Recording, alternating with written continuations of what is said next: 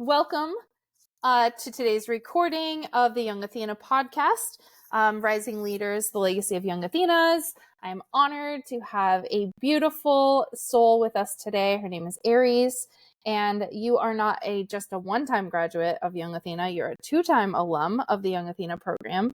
And we're just so honored to have you with us to kind of tell your story and your journey of how Young Athena kind of changed your life. So with that, would you please introduce yourself, talk to us about your major and all the things and what brought you to Young Athena in the first place? Hey, so my name is Aries, and my major here in GCU is forensic psychology. So I am a part of the honors college. So when I first got here, I didn't know what to expect. So I think one day the GCU honors were doing tabling, and I guess they displayed Young Athena, and I was over here wondering, oh, what is that? That sounds so cool. Let me join. So I was like, oh.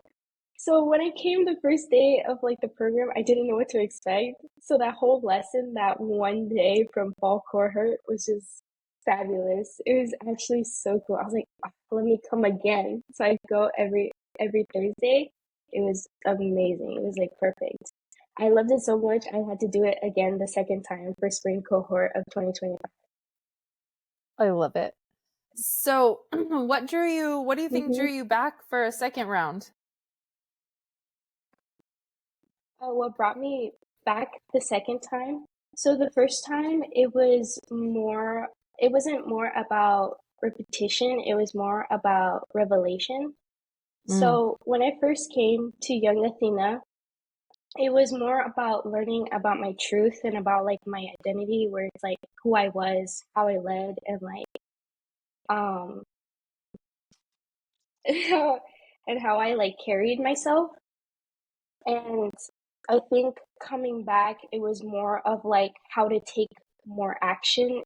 It's the first time I was listening, and the second time it was more taking action on myself. Oh, I love that. So the first time was more kind of being exposed to the thoughts and letting them kind of marinate a little, if you will. And then your second time back, you Yeah. felt like it was more practical application of the lessons.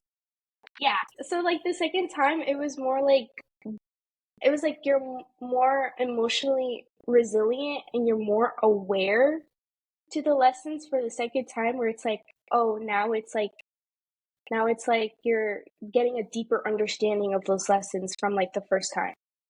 Yeah, that makes perfect sense.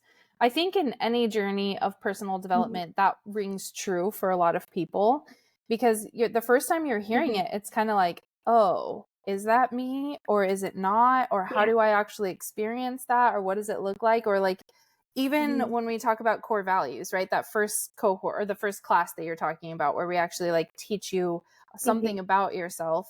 I think a lot of people are like, wait a minute, what are these and how do they work? And what does this look like in my life? And so there's kind of this having to learn how to not only now I have these words that I have now selected as a part of who I am, but now what now, right? What do we do now? So I love that you came back a second time, because I think it's so powerful to be able to sit with that knowledge twice and then apply it more and deeper and have a deeper rooted understanding of yourself. Yeah. Yeah. Beautiful. So looking across both cohorts, I know that you had quite a revolutionary experience in the first one, because we talked through a lot of that. So what's one truth from the first cohort that you feel really changed your perspective on things? So one truth that I could definitely say from both cohorts is that it's not bad to tell the truth all the time. It's not bad. I know when people say the truth, what do you mean? I mean, when you say the truth, you have to not be afraid to tell the truth when you are afraid of disconnecting from people. Let's say, when you, especially if one friend did something and you withhold the truth, where it's like, oh, maybe they shouldn't have done that. Should I tell them? Should I not tell them? But then, yeah, it's really important to tell the truth all the time, especially like when you're advocating for yourself, where it's like, oh, it's crossing a boundary, where it's like, I actually don't like that. I don't like how you said this. I don't like how you said that. It's like speaking the truth more for yourself. And when you're speaking the truth for yourself for the very first time, it feels like jumping off of a cliff, where it's like, oh, should I have done that? Should I have not done that? It's like, Yeah. it's really important. And especially when communication as well. I've learned a lot that communication goes a long way. It goes a very long way, especially like when in a work environment, with your relationships, your friendships, even like with your family members. It's very, very important with communication and like speaking your truth more. Ooh, I love that. I Mm-hmm. think that's so underrated. It falls in our self-advocacy bucket, right? Like learning how to speak your truth is not only live authentically, right? Like I need to be able to be my Mm-hmm. authentic self and have my own authentic Mm-hmm. experience. And through speaking my truth, I am enabled to be that, right? But I think in the self-advocacy piece, just like you're saying, if I'm in conflict and I Mm-hmm. feel like somebody's stepping on my boundaries or my values, Mm-hmm. the ability to like stand strong in conviction and like, this is my boundary and this is who I am. And that's not to say like self-reflection Mm-hmm. isn't important, right? Because we all know how important self-reflection Mm-hmm. is, but the ability to hold space for you and say, listen, I understand that you feel like this behavior is okay, but actually it's not. And I can't participate in this way. There's a beautiful, beautiful seed of self advocacy in that is so, it becomes so empowering. And I think people forget that saying no is like a muscle that you have to build, right? Like the muscles that you have to build from Yeah. saying no over and over again is like, it's wild out there because there's so many people who are just willing to take advantage all the time. And Mm-hmm. for those of us who have big open hearts in the Mm-hmm. world, there's lots of takers that take, and it's really, really unfortunate. Mm-hmm. So I love that. So Yeah. what were your core values? Do you know them off the top of your head? When you My top core value, especially from what I remember, was compassion. mm, And it's very hard when your top core value is compassion and setting boundaries for yourself. It's like, well, you can't really say no. right. And nobody had taught me that. So I was like, so I was like, so if somebody were to do something, or it's like, oh, like you don't know what to say in that moment. So learning this past year, I think it was learning like how to say no and how to put that boundary for yourself. And just when you're, I think Ashley told me this. She said, you have to be compassionate and love enough to just stand in the sidelines and let it happen. Mm-hmm. Yeah. Preach. Right, right, Yeah. right then and there, I was blown mind. I was like, Ashley, I think you opened my world right now. Yeah. Just by her saying that, it was like I have to let some of these situations happen because it's out of our control. Mm-hmm. Where it's like, when you like are somewhat of a perfectionist and it's like, oh, I have to fix this, you just have to let it happen because sometimes it's out of our control and we can't do anything about it. Mm-hmm. And it's hard, but yes, it's like it kind of put this weight off my shoulders where it's like this big responsibility of trying to fix things when it's like you can't really fix them. Absolutely. And let's talk about self-compassion too, right? Because I think a Mm-hmm. lot of times when we look at compassion, it's through the lens of how we treat other people. Are we holding space for other people? Are we compassionate to their circumstances, right? Mm-hmm. There's a lot of that's outward facing. Mm-hmm. But sometimes the most healthy thing you can do for yourself is having enough compassion for you to understand that you actually don't have Mm-hmm. capacity for helping anyone. You don't have capacity for opening your heart today. You don't have capacity to be able to be there for someone as much as you want to be. And instead of creating that internal pressure on ourselves of like, oh my gosh, how am I going to serve? How am I going to serve? How am I going to serve? It's like, no, I can sit in my own compassion for me and honor me and still be able, like, still feel like I'm honoring my core value. Yeah. That's a deep one. Yeah. And I love that you had these conversations with Ashley because her core value is care. And it's the same thing, right? Yeah. So she's like wanting to care and like hold space for others. And there's times where like we've enabled such a beautiful relationship that it's like sometimes she's like, I'm spent. And I'm like, girl, I get it. Like I understand you're going to care for me regardless, but like, thank you for vocalizing and advocating for yourself in that way because it's so important to honor where you are versus trying to push through when you actually don't even have it. Right? Yeah. What do you think is a like moment of courage or clarity outside of that one that you were like, oh, young Athena is the sauce? I think that I think I think taught like a moment of clarity. I think that when it comes to being like a compassionate person, where it's like, I think a moment of clarity is understanding and realizing is that when you're compassionate, sometimes it could be very draining of yourself, where it's like you don't hold a lot for yourself, and it's like you're giving it out to others, making sure that they're cared for, making sure that like you're there for them, like you're the best friend, you're the listener, like you're a counselor, you're this, and this. But then it's like, what about yourself? What about me? Like how do you hold like this much love for everyone, but how do you not hold so much love for yourself? I think that was like the moment of clarity that I realized like during the program, where it's like I realized like I didn't love myself as much as I like loved others. And I think that's what's like really important, is like you have to have like so much love for yourself, where it's like it can like cause you to have such like a mental health like drain, I guess you could say. And like I think that was like a big lesson that I learned during Young Athena, which is like you have to like self-love yourself first, then love others, because like self-love and like your own mental health is very important. So valuable. So valuable. And I think that's part of the lens of authenticity that we teach as well, right? Because it's like, if you're always psychologically bypassing your own needs or subconsciously bypassing your own needs to serve others, then you are trying to live your whole life with a half full cup or an empty cup, right?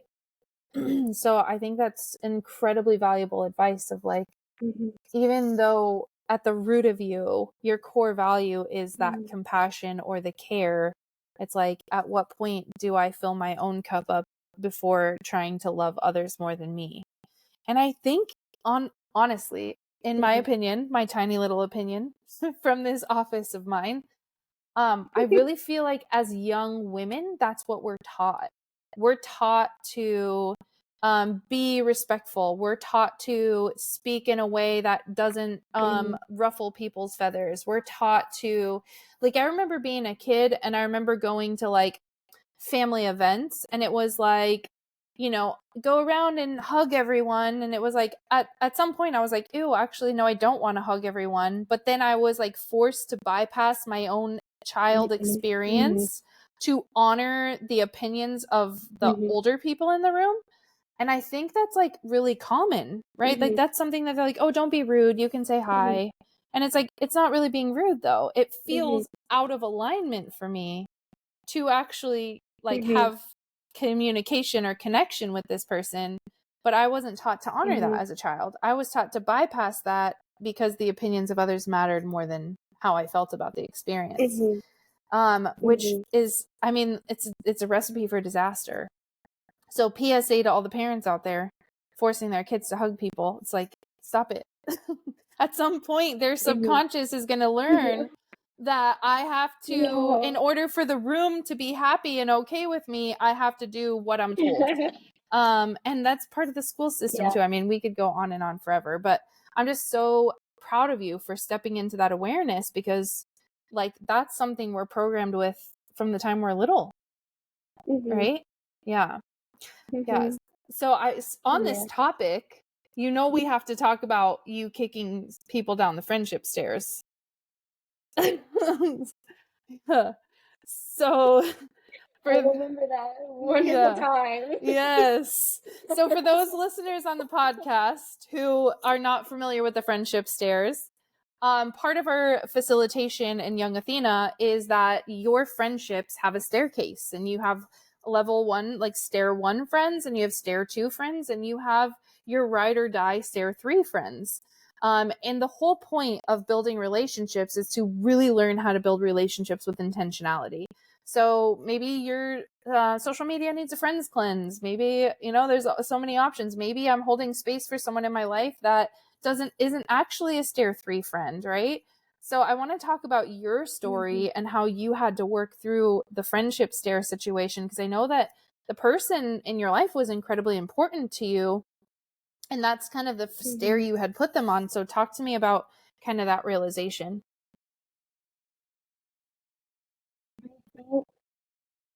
I think like from like I think like navigating like the friendship stairs, especially like when looking into the relationships in my life, was probably one of the hardest exercises I had to do in Young Athena, because some of these relationships, they felt more like home, but I had to be honest about how they were affecting my growth.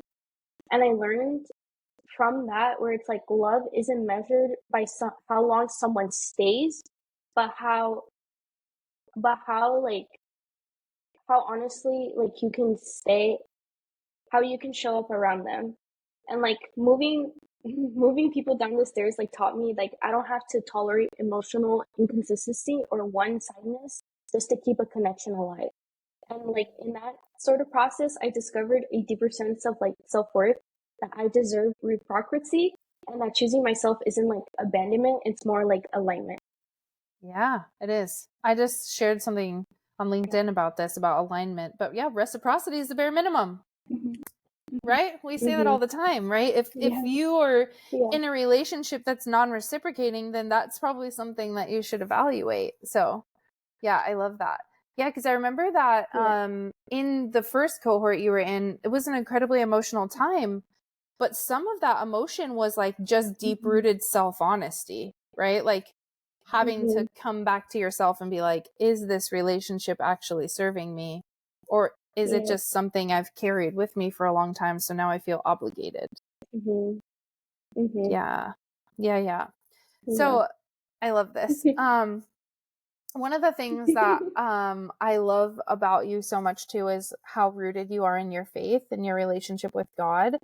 And so how much has your faith played a part in your journey in Young Athena, like being anchored in your values, but also being anchored in your faith?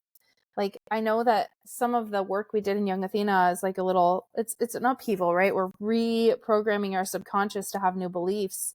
So how much did your faith, like how much big of a role did your faith play in that experience? I think especially like I think through Young Athena program, I think it grew my faith so much more, because even when it came to like kicking down like the relationships a few down the stairs, where it's like I kept praying and I kept saying, is this the relationship I want to be able to continue? Are they not like showing my like values more, where it's like, do they show like my values with God more, or am I just keeping that relationship because I felt, like you said, obligated to, and because I wanted to keep the relationship because of like how much I love them. Yeah. So I feel like with that, I think it grew my faith more, where it's like it's the emotional resilience as well, where it's like maybe that like it grew my relationship more with God also because it was like it's putting myself first and like putting God first. Yeah. It gave So you then it was permission. kind of it was eye opening. Yeah, giving permission. It was like an eye opening for me, which is like I was like, oh my goodness. Especially when Lana, she would give me Bible verses and I would read them and I would study it and I was like, it Yeah. was absolutely mind blown. I think from doing that, I think also like having your faith like with God, it's like your eyes open a lot more to a lot of things where it's just like being more emotional resilient and more critical thinking, Mm-hmm. which is like maybe in a way God works in mysterious ways and then like he kind of puts you in the right direction, which is like these people are only gonna be here for the temporary time. But I promise you there are more people that value you so much on the way toward your end of your journey. Yeah. Yeah, Which is more like that. that's Yeah. so powerful. And I love that Mhm. we have a program that enables you to hold both, right?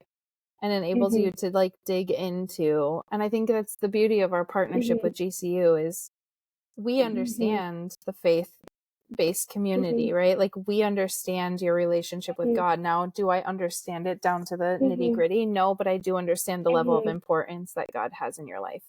And Mhm. so to be able to Mhm. be in a personal professional development program that is like, no, root in your faith, root in you and root in your Mhm. faith and sit Mhm. in your divine alignment and what God created you on this Mhm. planet to be. And then let's like Mhm. bloom you from there, Mhm. right? Like how you were Mhm. Yeah. divinely, beautifully, uniquely made.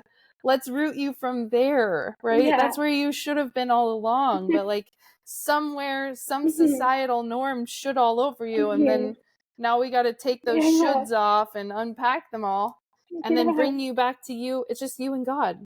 And what does that actually look like? Yeah, I love that so much. Yeah. And that you were enabled to actually root more in your faith but that's your authenticity, right? Mhm. Like your faith is such a Yeah. beautiful piece of you.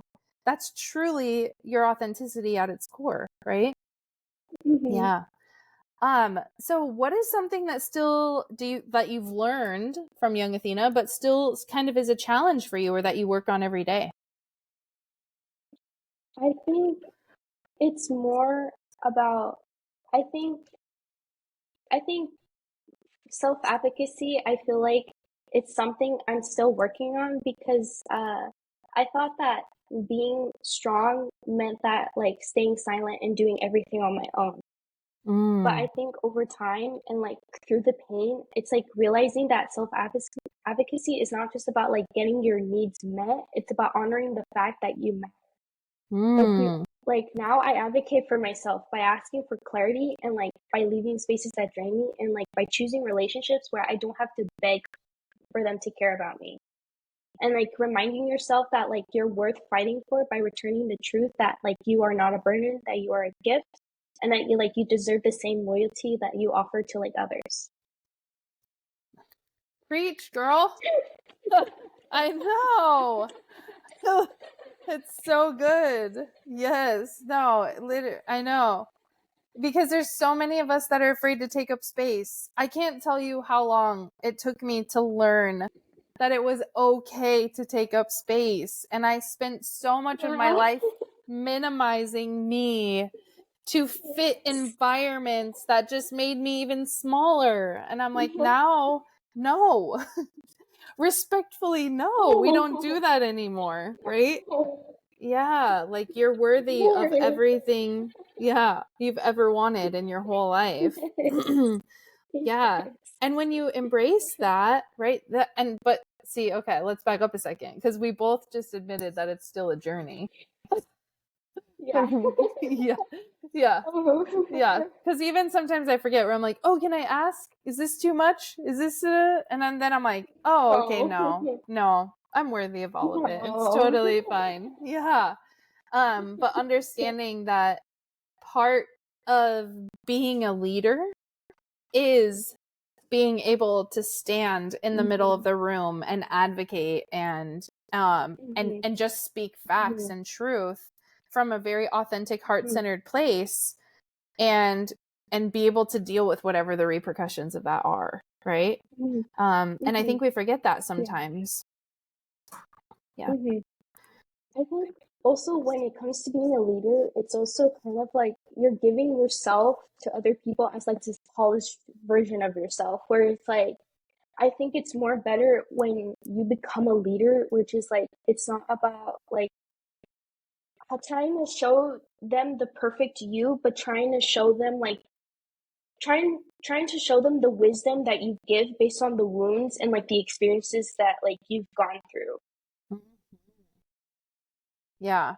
And some of our greatest survival stories come from our deepest wounds, right? And then we're in a place where, how do I hold space for others to sit in those same wounds that I've been working through, right? Like, not only am I witnessing you fully, but then it's also like, I might have like a few chapters ahead of you in the survival guide of all of it.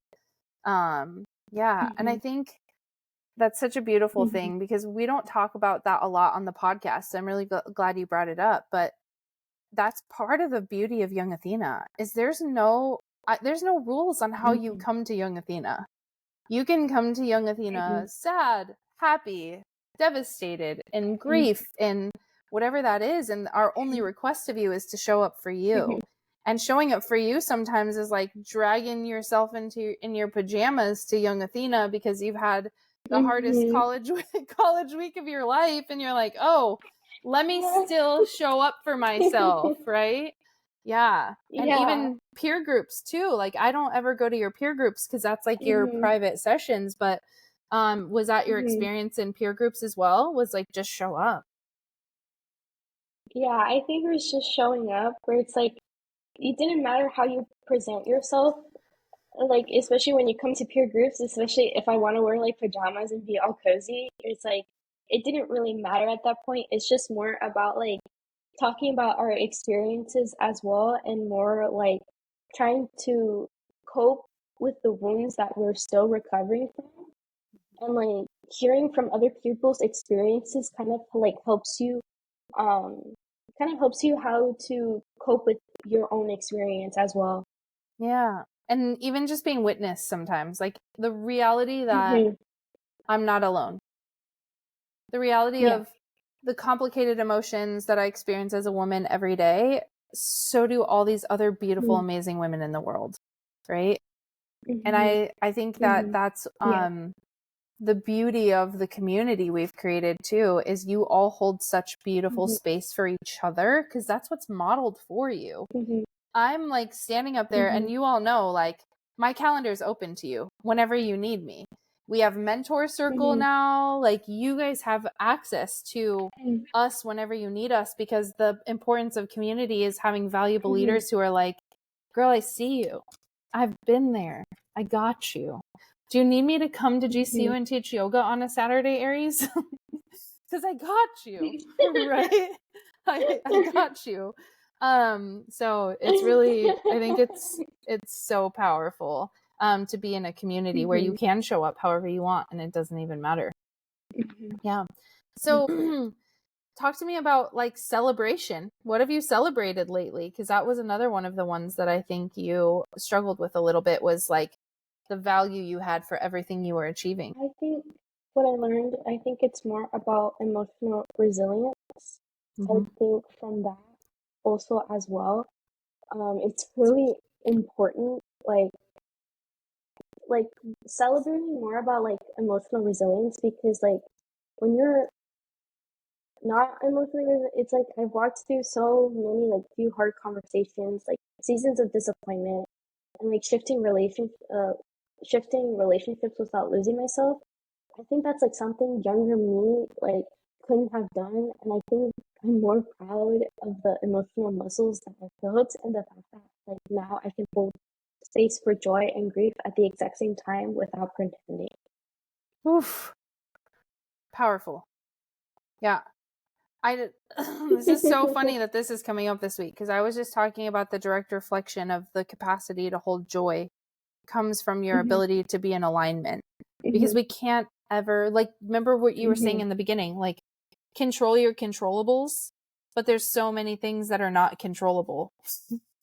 So then how do we learn how to like step back from that and be like, oh, okay. But there's a lot of emotional Yes. resilience in Yeah. that, because my Mm-hmm. ability to hold joy is the same depth as my ability to hold grief. Mm-hmm.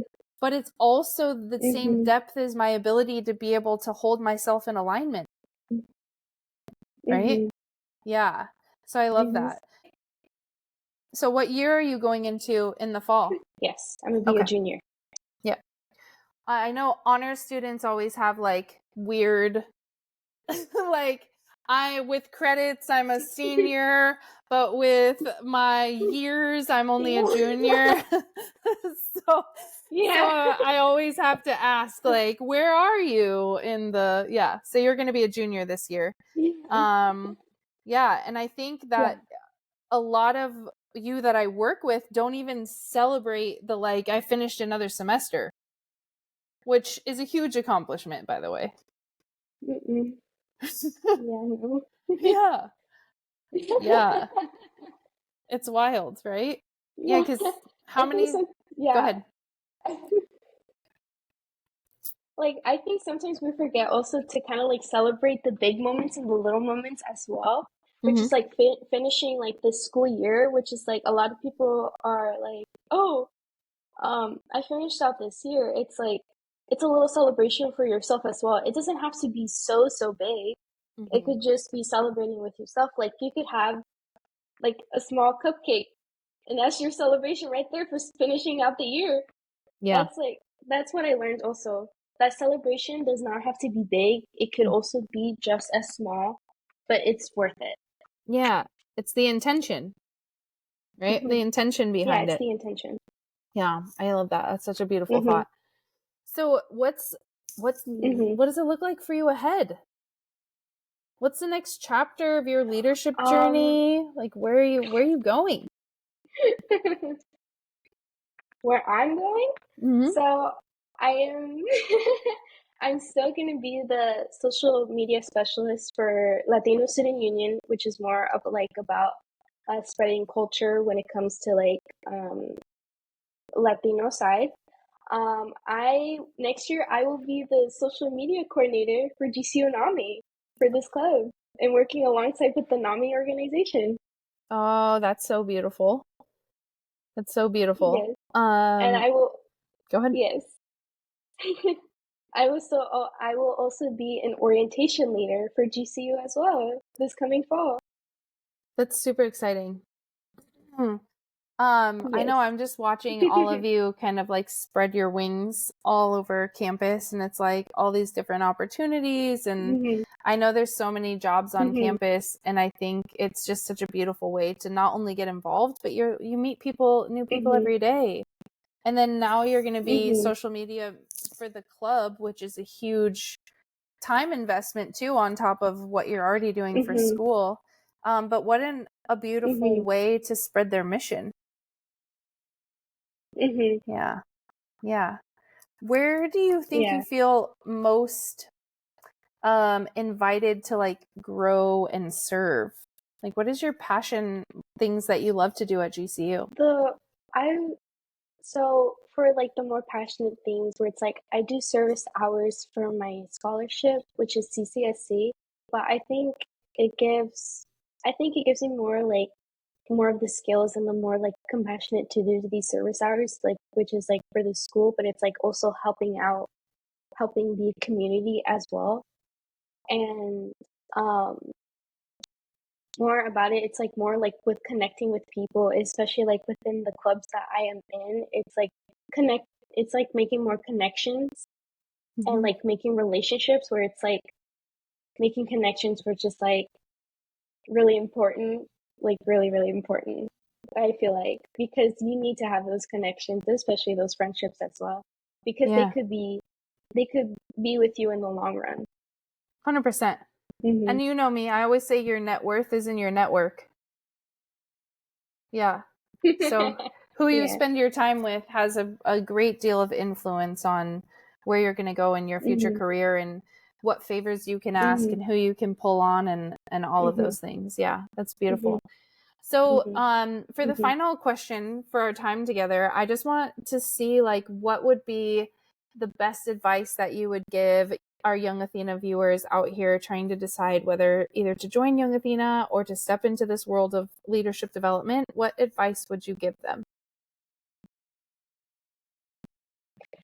I would say one advice I would give to Young Athena, like especially like those who are unsure about whether or not to take Young Athena or like have or like currently taking Young Athena, I would say take take take time to yourself because it's a very good journey, but it's also more like it's a little bit hard when it comes to like trying to speak your truth, and it's more like building up your emotional resilience as well.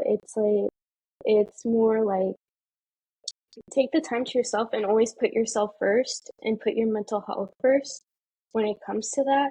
And also don't be afraid to speak your truth because sometimes it might do yourself good in the long run. And also don't also be afraid to advocate for yourself, especially when it comes to losing a few friendships, losing a few people.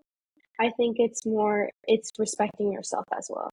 That's why I would say to Young Athena, it's like have more self-respect for yourself and also love yourself. Yeah.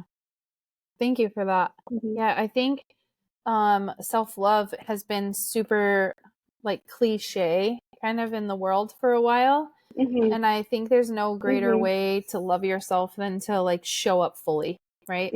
Because you can do all the spa treatments and get your nails done and like all the things we kind of like put in the self-care bucket as self-love activities, which they are, and I'm not negating that. But the biggest piece of self-love you could ever give yourself is being able to walk in your complete authentic truth. And yeah, sometimes when you're in a job, that doesn't always work. You have to put on, some variation of who you are as an individual to do your job.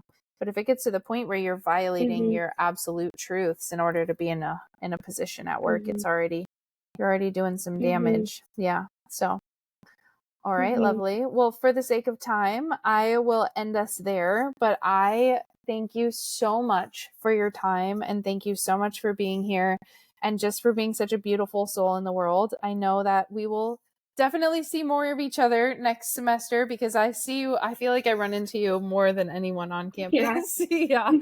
Yeah. So just thank you for for your beautiful heart and for just being such a special part of this program. And be on the lookout for Athena 2.0 because we're doing our best to kind of build a secondary relationship, or not relationship, but a secondary program, because to your point, you learn all these beautiful things in Young Athena, but then it's almost like we don't have capacity to do not only the self-development work with a little bit of leadership, but really stepping fully into that leadership space with all of that new knowledge. So that will be coming out very soon.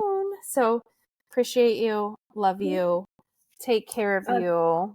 Thank you for having me so much. Of course. And I can't wait to see you soon. Okay. Okay. I can't wait to see you soon too.